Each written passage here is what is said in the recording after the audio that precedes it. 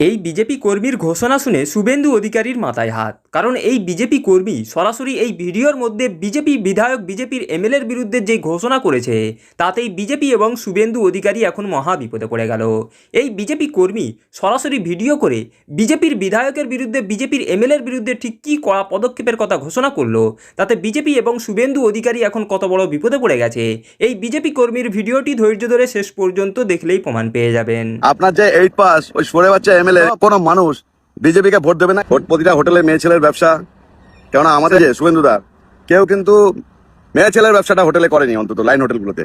এটা কিন্তু আপনাদের যে বিশ্ববন্ধু চট্টরাজ, আপনি খবর নিয়ে দেখবেন ওর সম্পত্তি পরিমাণ কি করে ফেলেছে।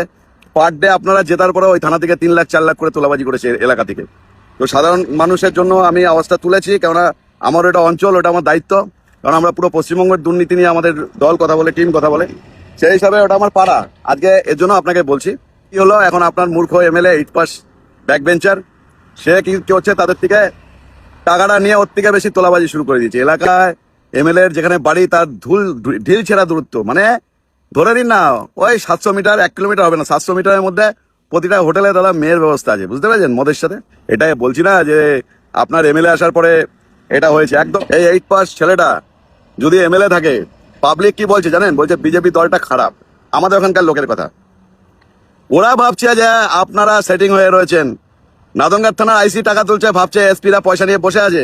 মানুষ ভয়ে কথা বলছে না, ভয়ে মুখ খুলছে না, এই হচ্ছে পরিস্থিতি। আজকে আপনাদের 8 পাস ওই সুয়ারের বাচ্চা দেখেছেন, ভাবলাম বেরাবে না, আসলে বেরিয়ে যায়। সম্মানটা দিতেই হবে দাদাকে।